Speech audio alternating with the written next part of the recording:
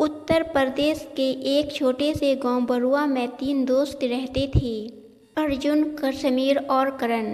खेतों में खेलना, नदी किनारे बैठकर बातें करना और रात में आसमान देखकर बड़े सपने बुनना, यही उनकी जिंदगी थी।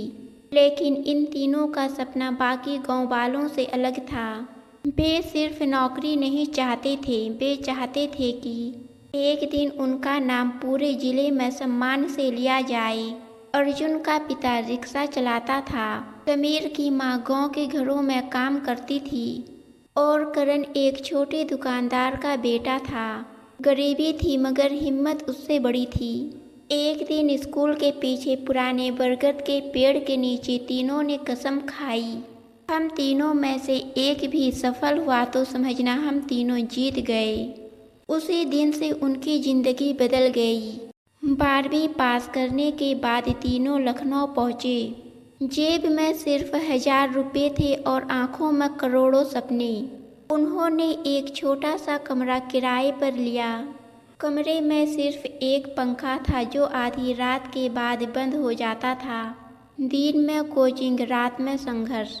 अर्जुन होटल में वेटर बन गया, समीर अखबार बांटने लगा, करण बच्चों को ट्यूशन पढ़ाता था। कई रातें ऐसी होती जब तीनों एक प्लेट चावल खाकर सो जाते, लेकिन सोने से पहले दीवार पर एक वाक्य जरूर पढ़ते, गरीब हैं कमज़ोर नहीं। समय बीतता गया। एक दिन कोचिंग टेस्ट में तीनों बहुत खराब नंबर लाए। क्लास में अमीर लड़के उनका मजाक उड़ाने लगे। समीर पहली बार टूट गया। उसने कहा, शायद बड़े सपने हमारे लिए नहीं बने। कमरे में सन्नाटा छा गया। तभी अर्जुन ने अपनी फटी कॉपी उठाई और बोला, अगर गरीबी सपनों को रोक सकती है तो इतिहास में कोई गरीब आदमी सफल नहीं होता। उस रात तीनों ने फिर से पढ़ाई शुरू की। आंखों में आंसू थे लेकिन इरादे पहले से ज़्यादा मजबूत थे। यूपीएससी की तैयारी के लिए दिल्ली जाना जरूरी था, लेकिन समस्या पैसों की थी। तीनों ने पैसे जोड़े, फिर भी सिर्फ एक ट्रेन टिकट के पैसे ही इकट्ठा हो सके।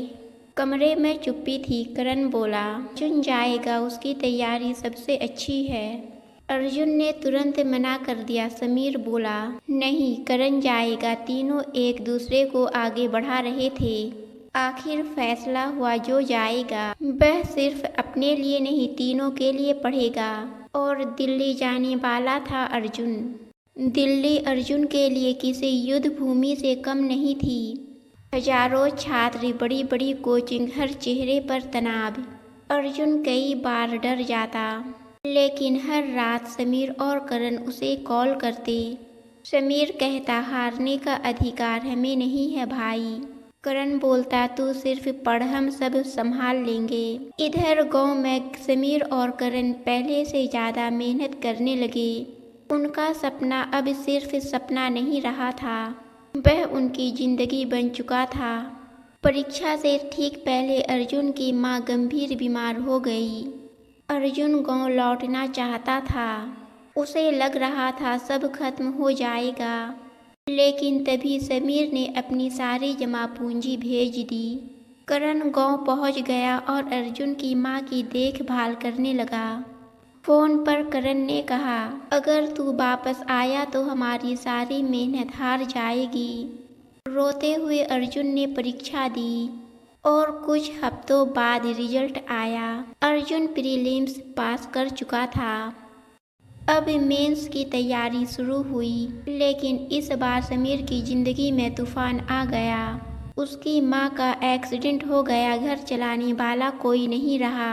समीर पढ़ाई छोड़कर मजदूरी करने लगा। जब अर्जुन को यह बात पता चली तो उसने कोचिंग छोड़ दी और गांव पहुंच गया। अर्जुन बोला, अगर तू रुक गया तो हमारी दोस्ती हार जाएगी। तीनों फिर एक साथ खड़े थे। गरीबी बार बार उन्हें तोड़ रही थी, लेकिन दोस्ती हर बार उन्हें जोड़ देती थी। कई सालों की मेहनत के बाद अर्जुन इंटरव्यू तक पहुंचा। उस दिन उसने वही पुरानी शर्ट पहनी जो तीनों दोस्तों ने मिलकर खरीदी थी। इंटरव्यू बोर्ड ने पूछा, आपकी सबसे बड़ी ताकत क्या है? अर्जुन मुस्कुराया और बोला, मेरे 2 दोस्त। पूरा कमरा शांत हो गया। उसने अपनी संघर्ष भरी कहानी सुनाई। बोर्ड के कई सदस्य भावुक हो गए। रिजल्ट वाले दिन पूरा गांव इंटरनेट कैफे के बाहर खड़ा था। सबकी सांसें रुकी हुई थी। अचानक स्क्रीन पर नाम चमका, अर्जुन कुमार। पूरा गांव खुशी से उछल पड़ा। समीर रोने लगा। करण ने अर्जुन को गले लगा लिया। लेकिन सबसे भावुक पल तब आया जब अर्जुन मंच पर बोला, यह रैंक मेरी नहीं हमारी है। लोगों की आंखों में आंसू आ गए। 2 साल बाद अर्जुन IAS अधिकारी बन चुका था। समीर ने भी राज्य सेवा परीक्षा निकाल ली। अब करण गांव में गरीब बच्चों के लिए मुफ्त लाइब्रेरी चलाने लगा। तीनों ने मिलकर गांव में एक बड़ा शिक्षा केंद्र खोला। 3 दोस्तों की पाठ हर रविवार तीनों वही पुराने बरगद के पेड़ के नीचे बैठते हैं, जहां उन्होंने कभी सपने देखे थे। फर्क बस इतना था, तब उनके पास सपने थे। आज वे खुद हजारों सपनों की उम्मीद बन चुके थे। बरसात का मौसम था। गांव की गलियां फिर से कीचड़ से भर चुकी थी। लेकिन 3 दोस्तों की पाठशाला में आज भी बच्चों की भीड़ लगी हुई थी। अर्जुन अब जिले का कलेक्टर बन चुका था। समीर की पोस्टिंग दूसरे शहर में थी और करण गांव संभाल रहा था।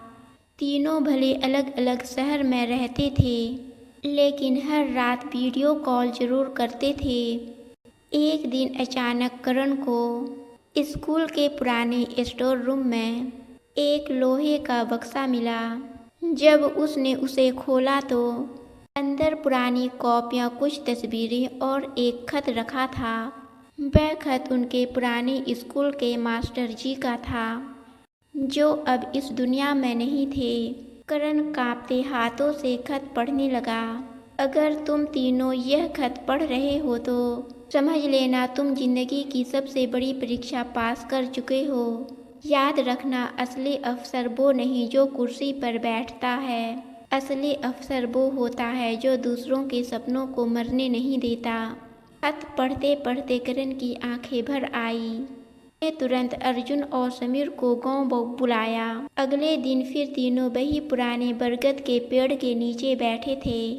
देर तक कोई कुछ नहीं बोला। वहीं बैठकर पहली बार हमने IAS बनने का सपना देखा था। अर्जुन मुस्कुराया, लेकिन उसकी आंखें नम थी। तभी वहां एक छोटा बच्चा आया। उसके कपड़े फटे हुए थे। उसने डरते हुए पूछा, सर, गरीब बच्चे भी बड़े अफसर बन सकते हैं? तीनों दोस्त एक दूसरे को देखने लगे। अर्जुन ने बच्चे के कंधे पर हाथ रखा और बोला, बेटा, हम भी कभी तुम्हारी ही जगह खड़े थे। बच्चे की आंखों में चमक आ गई।